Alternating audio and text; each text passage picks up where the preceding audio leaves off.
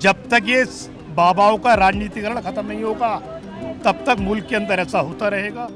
हम लोगों को देखना पड़ेगा कि हमें किस पे विश्वास करना है, किस पे नहीं विश्वास करना है। ऐसे तो हर गली चौराहे में आपको बाबा मिल जाएंगे, उन पे आपको विश्वास नहीं करना चाहिए। उस बाबा के ऊपर 21 केस क्रिमिनल केस लगे हुए हैं, सोचो, अब फिर भी लोग उन्हें वो कर रहे हैं। किसी पे भी अगर इतनी आस्था रखनी तो भगवान पे रखो ना। किसी अगर वो ही भगवान थे तो मतलब बाबा को ही भगवान मानना है तो भगवान की मूर्तियाँ क्यों रखी है, मंदिरें क्यों बनी है।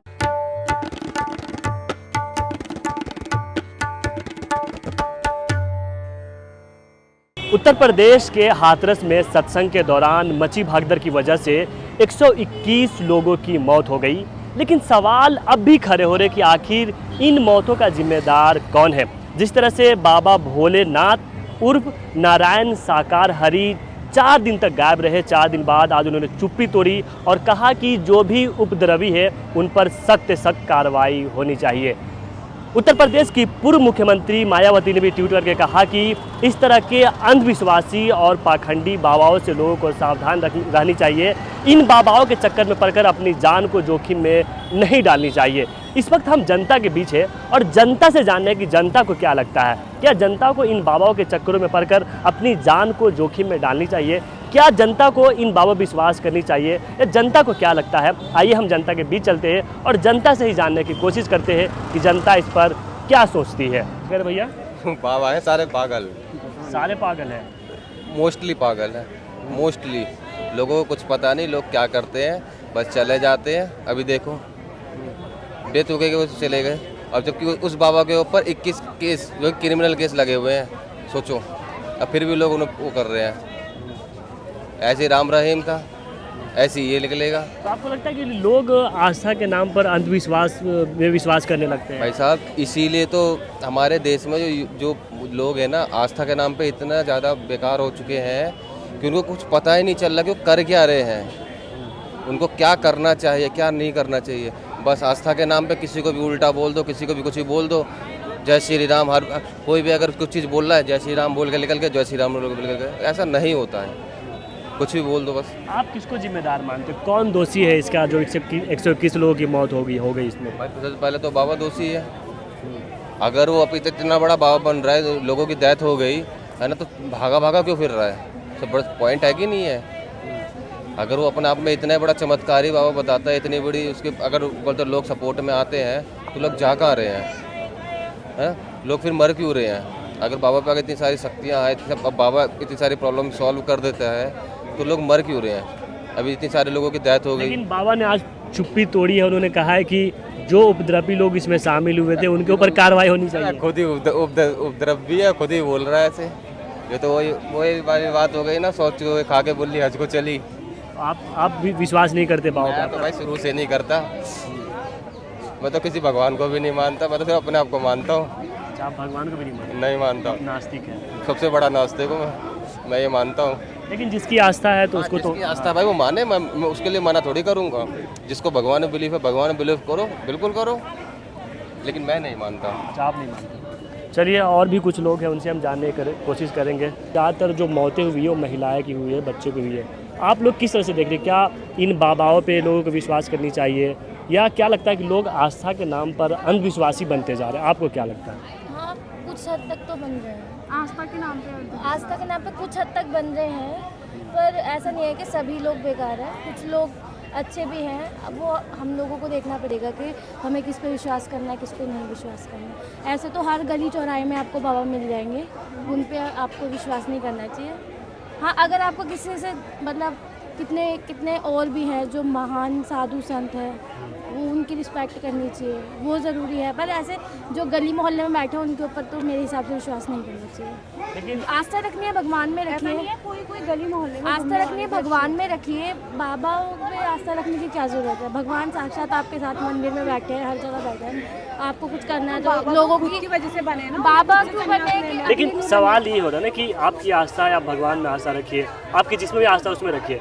आप इन बाबाओं के चक्कर में पड़ के अपनी जान गंवा बैठते हैं, तो इसको नहीं करना चाहिए, ऐसा भरोसा नहीं करना चाहिए किसी पे भी। अगर इतनी आस्था रखनी तो भगवान पे रखो ना। किसी अगर वो ही भगवान थे तो मतलब बाबा को ही भगवान मानना है तो भगवान की मूर्तियाँ क्यों रखी है, मंदिरें क्यों बनी है? हाँ, लोग ये भी कह रहे कि अगर वो भगवान ही थे तो लोगों की जान बचा देते, लोग अस्पताल में मर रहे थे उनको ऑक्सीजन दिलवा देते। वही इतने लोग बीमार नहीं होते, आपदाएं नहीं आती अगर वही भगवान थे तो।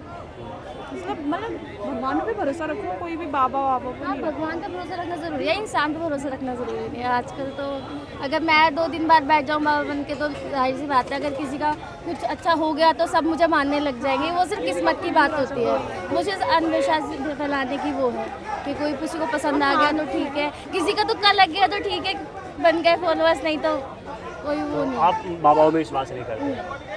मैं ट्रस्ट करती हूँ मतलब गॉड trust पे, तो बट उतने ये करते नहीं हैं जो भगवान को कि मानते अंधविश्वास नहीं करती, ट्रस्ट करती हूँ। मेरे लिए है गॉड, बट ये अंधविश्वास नहीं है। उन लोगों से क्या कहेंगे? बहुत सारी जो महिलाएं हैं वो अंधविश्वास में विश्वास करने लगती है, इन बाबाओं के पास जाती है, उनके साथ बहुत कुछ गलत भी होता है, फिर भी वो सह लेती है।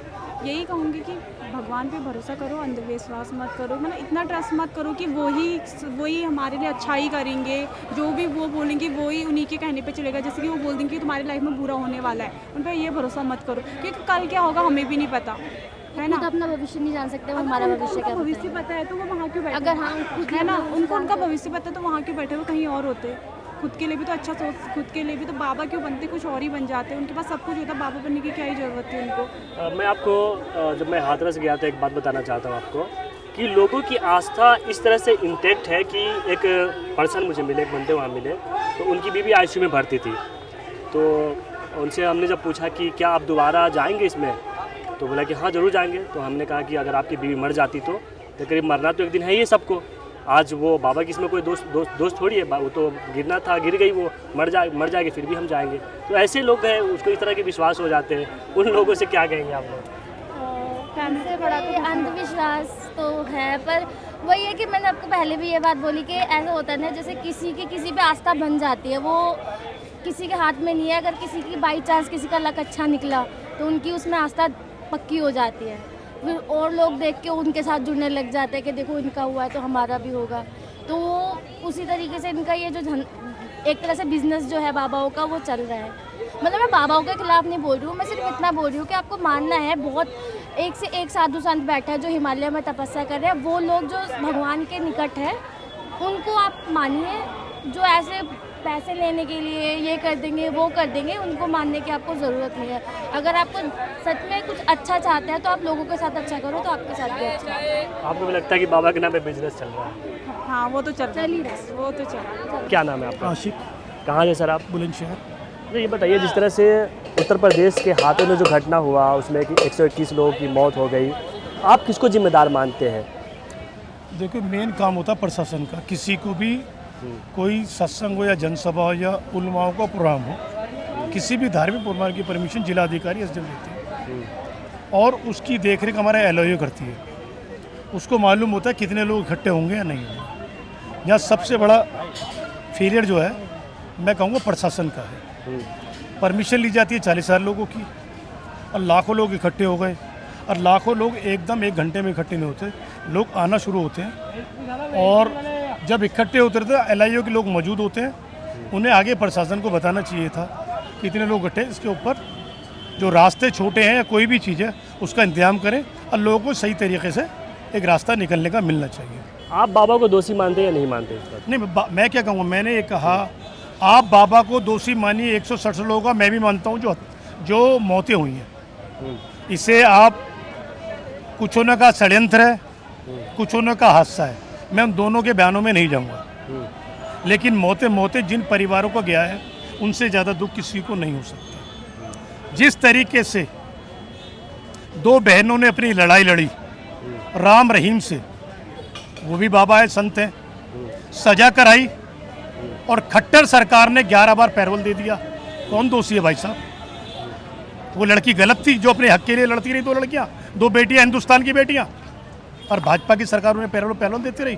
कभी खेती करने के नाम पे, कभी कुछ करने के नाम पे। बाबा से बोलिए भारतीय जनता पार्टी ज्वाइन कर ले, सब खत्म हो जाएगा। दूसरे बाबा आपके साथ खड़े हो जाएंगे जैसे उन्होंने बोला षड्यंत्र है। नहीं, ये तो किसी एक पार्टी के साथ नहीं है, नहीं, उस बाबा के साथ तो अखिलेश यादव की फोटो भी वायरल हो रही है कि मैं तो देखिए सबकी कह रहा हूँ ना, मैंने आपसे क्या राम रहीम पे आप सहमत हैं कि 11 बार पैरों मिलने चाहिए? जो लड़के के साथ बलात्कार हो वो सही हुआ? ये तो भाजपा के लिए सही हुआ, फिर तो वो बच्ची गलत थी, इसलिए बार बार पैरों दे रहे हैं। जब तक ये बाबाओं का राजनीतिकरण खत्म नहीं होगा तब तक मुल्क के अंदर ऐसा होता रहेगा और हर सरकार इससे बचती रहेंगी। लोग आस्था के ऊपर अपनी जान देते रहेंगे, आस्था पे चलते रहेंगे, चाहे राम रही हो या आशाराम जी हो। आशाराम जी को भी सजा हुई है, लेकिन उनके अनुयायी कहते हैं उनको फंसाया गया। नहीं, आस्था अपनी जगह, लेकिन आस्था के जरिए अगर कोई अंधविश्वासी करने लगे, जैसे इन बाबाओं के चक्कर में अपनी जान गंवाने लगे, तो वो गलत है। आस्था तो अपनी जगह हर व्यक्ति की अपनी अपनी आस्था है, आपकी भी आस्था है, हमारी भी आस्था है। लेकिन सवाल ये ना कि मायावती ने ट्वीट करके कहा कि इस तरह के अंधविश्वासी और पाखंडी बाबा से लोगों को सावधान रहनी चाहिए। इस तरह के बहुत सारे बाबा उन पर क्यों कार्रवाई नहीं होती है? नहीं, कौन से बाबा पे कार्रवाई बताइए ना। एक तो मुल्क छोड़ के चला गया, मुल्क ही छोड़ के चला गया। हमारा प्रशासन, सरकार, हुकूमत सोती रही और वो हिंदुस्तान से बाहर जाके बैठ गया बलात्कार करके। ऐसे बाबा को संरक्षण कौन देता? मैं वही कह रहा हूँ, ये बाबा इतने पैसे वाले हो जाते हैं, अपने पैसे के बलबूते, अपने वोट दिलाने के बलबूते पैरवल लेते हैं और सरकारें उन्हें बचाती है। तो ये जनता की आस्था के साथ पॉलिटिकली पार्टी भी खिलवाड़ करती है, वो भूल जाती हैं कानून को, तमाम चीज़ों को, और ऐसे ऐसे सेक्शन में प्राप्त होते हैं कि उनको बचाया जाता है। तो आपको लगता है कि ये बाबा भोलेनाथ भी गिरफ्तार नहीं होंगे, ऐसे ही घूमते रहेंगे? देखिए, प्रशासन गिरफ्तार कर सकता है, कोई बड़ी बात नहीं है प्रशासन के लिए। अभी तक एफआईआर में नाम नहीं है, मीडिया चिल्ला रही है, तमाम चैनलों पे चर्चा का विषय बना हुआ है, क्योंकि 127 मौतें कहना आसान है, हमने गिनती, लेकिन जहाँ जिन लोगों ने उन लाशों को देखा होगा, उनका दिल का मंजर क्या होगा वही जानते हैं। हर इंसान की देखने के बाद में आंखों में आंसू आ गए होंगे। कोई ऐसा इंसान नहीं होगा जिसकी आंखें नम नहीं हो। अगर नम नहीं हुई हैं तो सिर्फ प्रशासन की और योगी सरकार की। अगर नम हो रही होती तो कार्रवाई अब तक हो रही होगी, एफआईआर हो गई होती। चलिए ठीक है। तो भी आपने देखा, हमने कई लोगों से बाबा भोलेनाथ उर्फ नारायण साकार हरि के बारे में जानने की कोशिश करी। उनके बारे में लोगों की क्या राय है, क्या सोचते हैं, आपने देख ही लिया है। तो आपको ये वीडियो कैसा लगा, आप अपने राय कमेंट बॉक्स में जरूर बताइएगा।